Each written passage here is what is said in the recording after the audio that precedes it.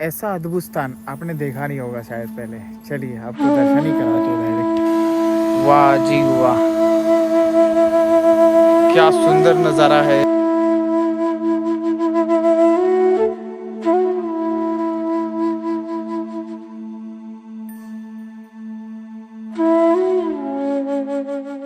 बच्चों को पूछा मैं रास्ता गांव से, कोठड़ा गांव से, तो बच्चों ने, वो कितने साल के थे, ज़्यादा 8-9 साल के थे, बता रहे थे आपको अगर किनारे से जाना है तो ये रास्ता जाना है, और रोड से जाना है तो ये रास्ता जाना है।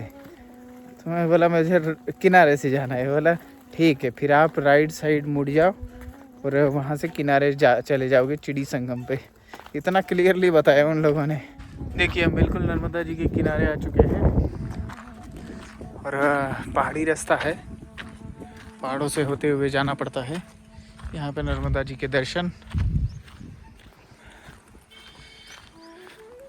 शुक्लेश्वर महादेव जी का दिख रहा है आपको, ये देखिए मंदिर है ये शुक्लेश्वर महादेव। चलिए आगे बढ़ते हैं। दोस्तों हम पहुंच गए हैं शुक्लेश्वर महादेव तीर्थ। ठीक है, चिड़िया संगम भी तीर्थ है, चिड़िया संगम भी तीर्थ बोलते हैं इसको, और चिड़िया संगम के पास में शुक्लेश्वर महादेव है उससे पहले। ठीक है, तो इस तीर्थ की महत्व क्या है पहले दर्शन कराते फिर आपको बताते। लीजिए आप दर्शन करिए शुक्लेश्वर महादेव जी के। शांत और सुंदर स्थान में ये शिवलिंग शुक्लेश्वर महादेव।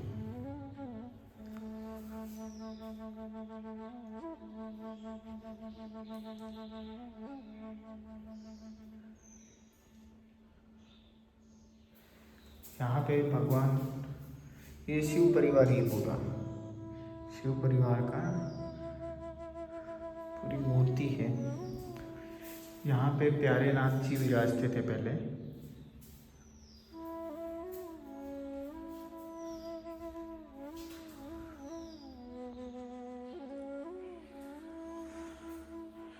और मंदिर की देखिए पुराने अवशेष यहाँ पे बचाए रखे हैं इन्होंने, ऊपर से ही टाइल लगा दी है। पुराना मंदिर अभी भी अंदर है मतलब। ठीक है, और यहाँ पे हनुमान जी,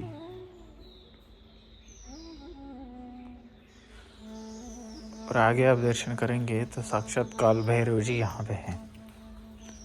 देखिए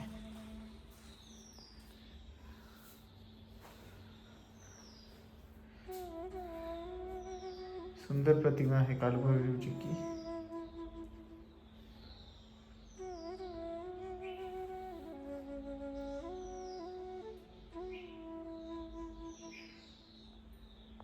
चलिए इस स्थान का महत्व मैं बताता हूँ आपको। इस स्थान पे साक्षात सूर्य भगवान आए थे, मतलब कुश नाम के महर्षि यहाँ पे उन्होंने तपस्या की।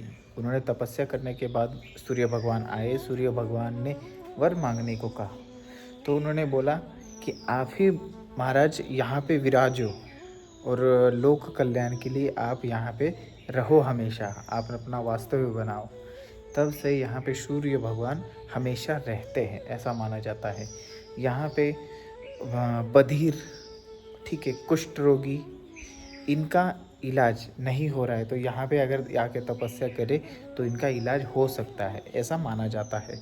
ठीक है, और यहाँ पे और एक बहुत महत्वपूर्ण बात है, शुक्लेश्वर महादेव जी की आराधना करते करते इसी घाट पे, चिड़ी संगम पे, अगर कोई भी साधु की मृत्यु होती है, वो ब्रह्मलीन होता है, तो वो डायरेक्ट मोक्ष उसको मिलेगा, ऐसा यहाँ पे माना जाता है। ये देखिए बीच जंगल में है, बहुत सुंदर स्थान, शुक्लेश्वर महादेव जी का स्थान। यहाँ पे एक आश्रम है, नाथ जी का आश्रम है, जो प्यारे नाथ जी थे उन्हीं का आश्रम आगे नाथ परंपरा से ही चल रहा है। और मेरे देखते हुए तो पहला नाथ आश्रम है ये नर्मदा जी के किनारे का। और यहाँ पे देखिए, यहाँ पे आगे नर्मदा जी है, आपको दिख रहे होंगे तो ये दिख रहे, ये देखिए ये नर्मदा जी है। कैमरे में थोड़ा सा लाइट का प्रॉब्लम है तो दिखिएगा नहीं। ठीक है, जाते जाते आपको दिखाऊंगा घाट। यहाँ पे थोड़ा सा हमने आराम किया।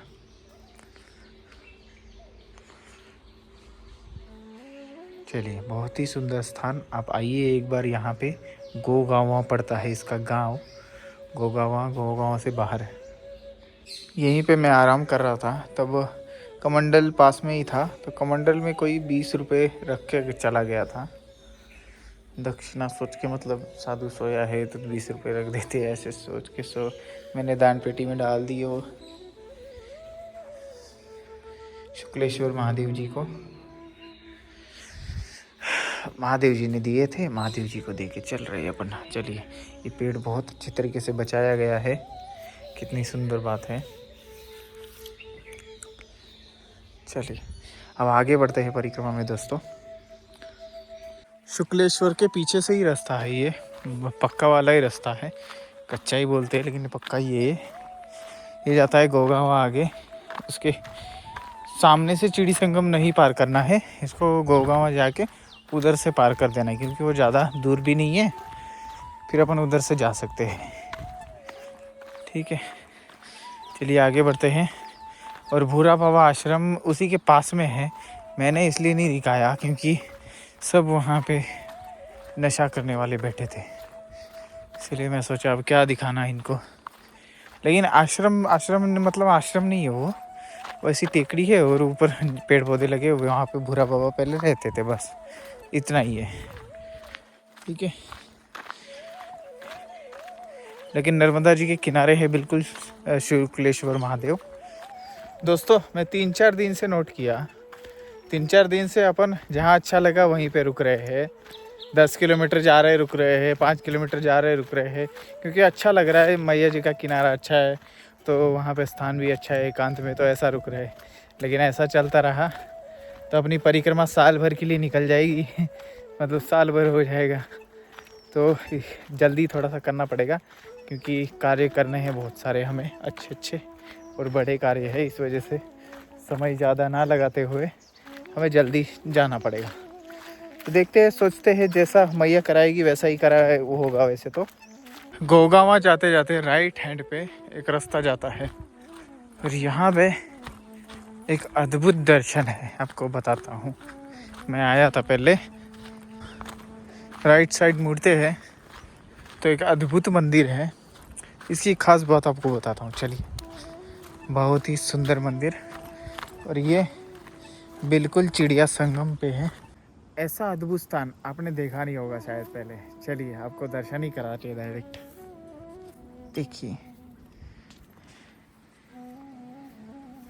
देखते रहिए। यहाँ पे माता नर्मदा जी का मंदिर है ये। ठीक है, नर्मदा जी के भी दर्शन कराऊंगा।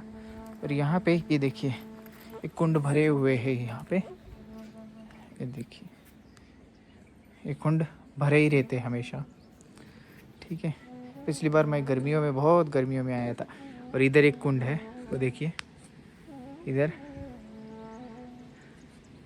ये भी भरे रहते। और ये देखिए, यहाँ पे मछलियाँ भी हैं। और ये मंदिर देखिए, क्या मंदिर है, क्या एनर्जी है इधर, इतना सुंदर। और ये भरा हुआ रहता है हमेशा। और ये जल कहाँ से आता है वो देखोगे तो आप तो भैया क्या ही बोल रहा हूँ मैं। चलिए, आपको दिखाता ही हूँ। देखिए मंदिर, देखिए मंदिर थोड़ा सा नीचे की तरफ है।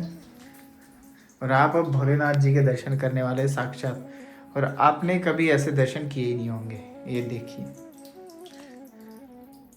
दिख रहे हैं आपको? ये धार हमेशा चलती रहती है, ये धार भोलेनाथ जी की। दिख रहे हैं आप? ये भोलेनाथ जी, ये धार हमेशा यहाँ पे बरसती रहती है। ऐसे दर्शन आपने कहीं भी किए हो तो बताइए, कमेंट में ज़रूर बताइए। हाँ, मुझे पता है और भी बहुत सारे स्थान होंगे, लेकिन कितना अद्भुत स्थान है ये। मैंने नर्मदा जी के किनारे ये पहला स्थान देखा है जहाँ पे हमेशा ये धार महादेव जी का जलाभिषेक करती रहती है ना सुंदर। देखिए, ये जलधारा यहाँ से है और यहाँ से आती है ये जलधारा। दिख रहा है आपको, यहाँ से आती है।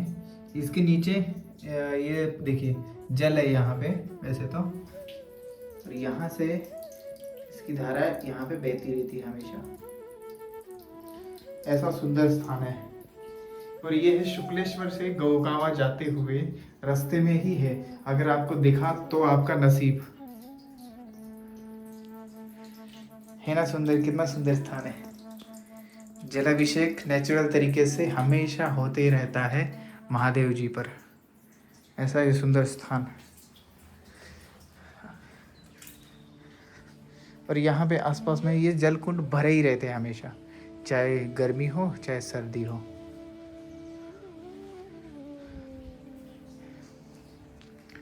शुक्लेश्वर के पास में है ये, चिड़िया संगम पे है लगभग। ये देखिए, है ना सुंदर। चलिए हम चलते संगम दिखाते हैं आपको। यहाँ पे एक छोटा सा वाटरफॉल बनता है, तो नर्मदा जी के दर्शन करिए आप। ये देखिए सुंदर सी छोटी सी मूर्ति, और मंदिर भी बहुत अच्छा है, सुंदर भव्य पुराना। ये देखिए ये वाला मंदिर आपको दिखेगा, केसरिया कलर में है। ये जल कुंड हमेशा भरते रहता है, उसी जल से भरते रहता है। ये कितनी अद्भुत बातें हैं दोस्तों, देखिए ये भरा ही रहता है हमेशा। और इतने पत्थरों के ऊपर भी इस मंदिर से चलता है वो झरना, और शिवलिंग के ऊपर से आता है ये जल सारा, और ये भरा रहता है। और यहाँ से आपको अद्भुत नज़ारा दिखाते एक माता नर्मदा जी का। पर नर्मदा जी नहीं, ये चिड़ी नदी है ये, ठीक है। ये देखिए आगे दिख रहा है, ये चिड़िया संगम है ये वाला नर्मदा जी का। नर्मदा जी उधर से आए और यहाँ से चिड़ी नदी है, ठीक है, बीच में भरा हो सारा। और यहाँ पे चिड़ी नदी पे एक वाटरफॉल बनता है, देखिए कितना अद्भुत है ना अद्भुत।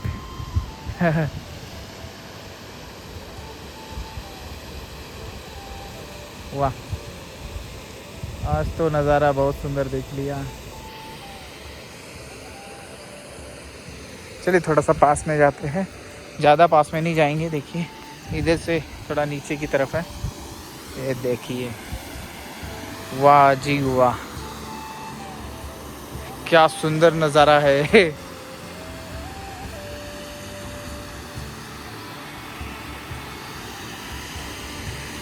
ये है चिड़ी संगम, माता नर्मदा जी का किनारा। और हम हैं किनारे से दर्शन करते हुए महादेव जी। ये महादेव जी जहाँ पे नेचुरली हमेशा जल अभिषेक होता रहता है। ऐसा स्थान, सुंदर स्थान, चमत्कारिक स्थान, अद्भुत। इस टाइम ये इतना सुंदर दिखता है, तो पुराण काल में क्या सुंदर दिखता होगा, उस समय में क्या सुंदर दिखता होगा। अभी भी देखिए, इधर देखिए, दोनों साइड से पेड़ पौधे हैं, तो कैसा दिख रहा है ये, कितना सुंदर दिख रहा है ये।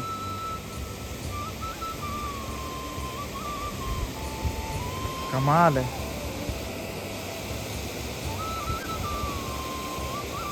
आप सिर्फ देखते रहिए, दर्शन करते रहिए, और ऐसे सुंदर सुंदर नज़ारे के और भी दर्शन होने वाले हैं हमें।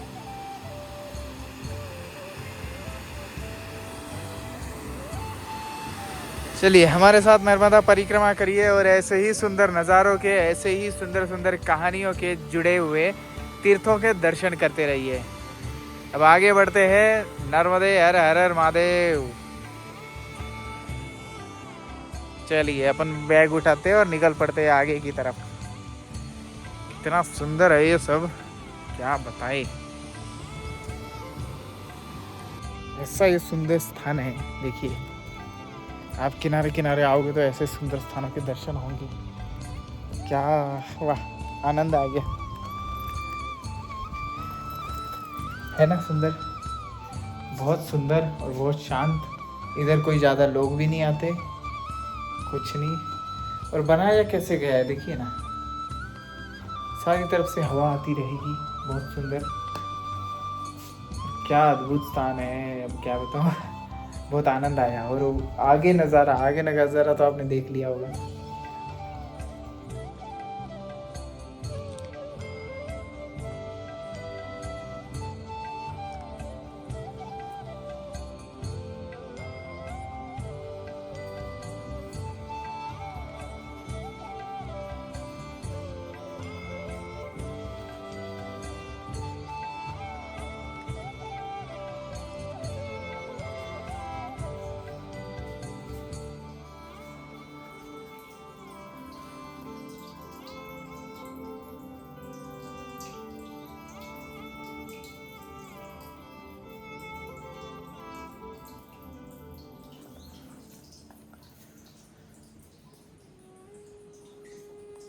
चलिए, ये अद्भुत दर्शन करके हम आगे के लिए बढ़ते हैं गौगावा के लिए। और गौगावा में कोई आश्रम होगा तो रुकेंगे, नहीं तो आगे बढ़ेंगे। फिर आश्रम होगा तो रुकेंगे, नहीं तो मंदिर तो होगा ही, वहाँ पे रुक जाएंगे। रुकने की कोई दिक्कत नहीं है। दर्शन मिलते रहे माता नर्मदा जी के और तीर्थों के। चलिए, हर हर महादेव। आपको इस मंदिर का ठीक से लोकेशन दूँ क्या? गोगावा की शुक्लेश्वर महादेव की तरफ से जाके आप गोगावा जाओगे ना, जब रास्ते में ही राइट की साइड देखना आप, तब वो केसरिया कलर में आपको मंदिर दिखेगा, वही है वो। ठीक है, देखोगे तो मिलेगा, ढूंढोगे तो ही मिलेगा, नहीं तो नहीं मिलने वाला। चलिए, हम गोगावा की तरफ बढ़ते हैं आगे। हर हर महादेव। ये चिड़ी नदी है, चिड़ी नदी हम पार कर रहे हैं। छोटा सा पुल है, गोगावा से पहले आता है। चिड़ी नदी फुल भरी हुई है। देखिए, आगे जाके माँ नर्मदा जी में इनका संगम होता है। इनका पानी भी बिल्कुल साफ है। चलिए, चलते हैं। पक्षी बोल रहे हैं इनका रेस्ट का समय हो चुका है। कौन से पक्षी बताओ? मेरे ख्याल से ये तोते हैं।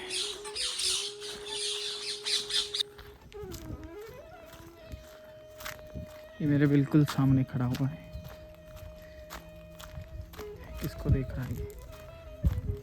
मेरे को तो नहीं देख रहा भाई ये।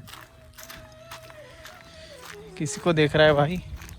चल, कोई बात नहीं भाई साहब, चलो यार, लड़ाई मत करो। हाँ, आगे से एक उधर है। किधर है भाई? हेलो हेलो, चलो आ जाओ, छोड़ दो, पंगे मत लो, जाने दो। उसके टेंशन है। चलिए, अपन चलते हैं। जो हमने नदी पार की चिड़ी, उसका जो सीधा रास्ता था वो गोगावा की तरफ, अंदर की तरफ जा रहा था। और हमें गोगावा ना जाके अंदर नहीं जाना, मतलब उस साइड नहीं जाना, आगे शुलगांव की तरफ जाना है। ठीक है, शुलगांव किनारे पे ही है मैया के, फिर उससे आगे जाना है। ऐसा आगे आगे जाना है ना दोस्तों। ठीक है, तो इसलिए हम ये रास्ता इधर चल रहे हैं। और मैया यहाँ से दूर नहीं है, पास में ही है, मतलब ये किनारे वाला रास्ता है। ठीक है, चलिए बढ़ते आगे धीरे धीरे। शाम के 4:15 बज रहे हैं। लगभग 1 घंटा हम प्रवास करके फिर हम रुक जाएंगे कहीं भी, चाहे मंदिर हो, चाहे आश्रम हो, चाहे कुछ भी हो, वहाँ पे रुक जाएंगे। लेकिन यहाँ पे तो बहुत सारा सब कुछ है। आश्रम ही आश्रम है, अन्य क्षेत्र ही अन्य क्षेत्र है, मंदिर भी है, कहीं भी रुक सकते हैं। इस इमली के पेड़ के पास में बैठ गया, यही परिक्रमा मार्ग है। थोड़ा सा जल पिया, फिर अब आगे बढ़ना है इधर की तरफ। 4 का टाइम हो रहा है। ये जो धूप होती है ना, ये थोड़ा ज़्यादा ही लगती है, गर्मी करती है, इसलिए बैठे। ये देवता है, ग्राम देवता के पास में बैठे हैं। ये है सूल गांव, सब किनारे किनारे बसे हुए हैं।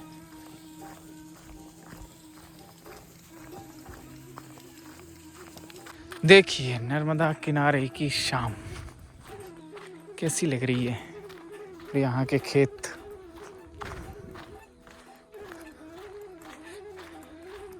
बहुत कुछ याद आता है ऐसे चलते हैं। और नर्मदा किनारे जो भी ये ऐसी रोशनी पड़ती है, बहुत अच्छा लगता है जब हम चलते रहते हैं और ऐसा नज़ारा दिखता रहता है। बीच में उधर कहीं मैया की थोड़ी सी झलक दिख जाती है, फिर छुप जाती है। ऐसा चलता रहना कुछ और ही अनुभव ही कुछ और है इस चीज़ का। अब बाद में क्या है, यही सब चीज़ें याद आती है दोस्तों, तभी लगता है कि फिर से परिक्रमा करूं। लेकिन नहीं, ऐसा नहीं कर सकते, हर बार परिक्रमा नहीं कर सकते, क्योंकि एक लक्ष्य है अपना जीवन का, वो पूरा करना है। और रही बात, जो मैं वीडियो बनाता हूँ वो एक याद रह जाती है। बस मेरे लिए एक इतना अच्छा बात है कि अगर मैं फिर से वीडियो देखूँ तो मैं फिर से वहीं उसी जगह उसी समय पहुँच जाता हूँ दिमाग से। ये मेरे लिए अच्छी बात है। कुछ ही दूरी पे खतड़गांव है, खतड़गांव में रुकने वाले हैं हम आश्रम में। चलिए पहुंचते हैं खतड़गांव। लगभग 5 बज रहे हैं, रुकने का समय भी हो चुका है। ये है खतड़गांव। खतड़गांव में माँ के किनारे ये मंदिर है अभिमुक्तेश्वर महादेव। यहीं पे आज रुकेंगे, स्नान करेंगे और माता जी के दर्शन करते करते पूजा करेंगे। चलिए।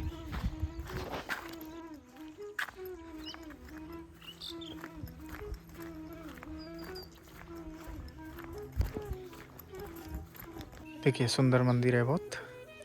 अब यहाँ पे हम स्नान करने आए हैं। देखिए यहाँ पे स्नान किया जाता है परिक्रमावासियों का।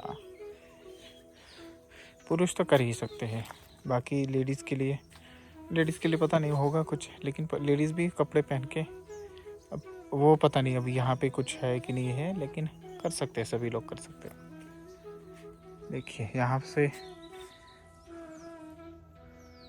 बिल्कुल माँ के किनारे माँ का दर्शन होता है इधर से, नर्मदा जी का। सुंदर है आश्रम और मंदिर भी सुंदर है अभिमुक्तेश्वर महादेव। चलिए मैं अब स्नान करता हूँ फटाफट और शाम देखने के लिए तैयार हो जाते हैं। देखिए सुंदर से आश्रम और मंदिर का मैं दर्शन कराता हूँ, ज़्यादा बोलूँगा नहीं मैं। अभिमुक्तेश्वर महादेव। अब ये है गुरुजी यहाँ के। सारा रुद्राक्ष से बना हुआ है। प्योर नेपाली और इंडोनेशियन रुद्राक्ष है ये सारे, नेपाली ज़्यादा है। बहुत सुंदर मूर्ति, ऐसे लग रहे हैं साक्षात बैठे हैं गुरुदेव। ऐसा ये सुंदर अभिमुक्तेश्वर महादेव मंदिर गोगांवा से पहले मिलेगा आपको, माँ नर्मदा जी के किनारे।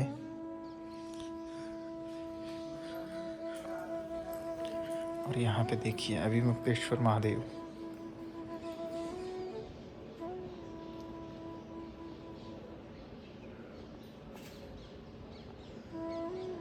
ये देखिए सुंदर, बहुत सुंदर मंदिर है। अब यहाँ पे ये जो महादेव जी का स्वरूप है, मुझे ये बताना है, आपने कमेंट करके बताना है कि ये कौन सा स्वरूप है। ठीक है, शिव पुराण जिसने पढ़ा है उनको पता है ये कौन सा स्वरूप है। शिव जी के अवतारों में से एक। तो यहाँ पे लड्डू गोपाल जी, बताना ज़रूर कि कौन सा स्वरूप है वो। और बहुत सुंदर मंदिर देखिए, है ना कितना सुंदर। आश्रम भी बड़ा है, माता जी के किनारे ये देखिए नर्मदा जी इधर है। एकदम उठते बैठते दर्शन है मैया के। और यहाँ भी यज्ञशाला है, ये रही। और आश्रम काफ़ी बड़ा है, सूर्यदेव भगवान का मंदिर है इधर। और परिक्रमावासी इस हॉल में रुकते हैं ये वाला। चलिए आपको दिखाते हैं, मैं बोलूँगा कुछ नहीं।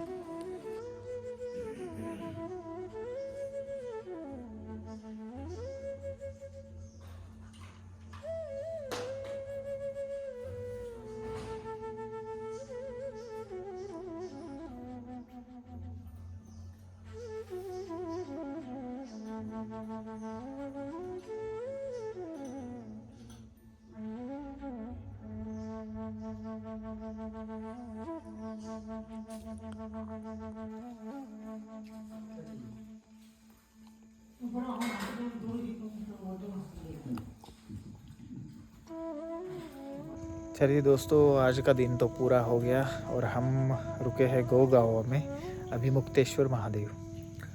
तो चलिए नर्मदे हर हर महादेव। और चैनल को सब्सक्राइब करिए और कमेंट भी करिए और देखिए शेयर भी करिए। शेयर ज़रूर करना दोस्तों, क्योंकि शेयर करना ही आपकी सेवा मानी जाएगी अब तो राम राम इंडिया के लिए। ठीक है, सेवा करिए, सिर्फ शेयर करना है। ओके। और रही बात पेड़ पौधों की सेवा करिए, पेड़ पौधे लगाइए और प्राणियों को बचाइए, प्राणियों की रक्षा करिए, उनको दाना पानी डालिए। ठीक है, चलिए नर्मदे हर हर महादेव। कल मिलते हैं नर्मदा परिक्रमा।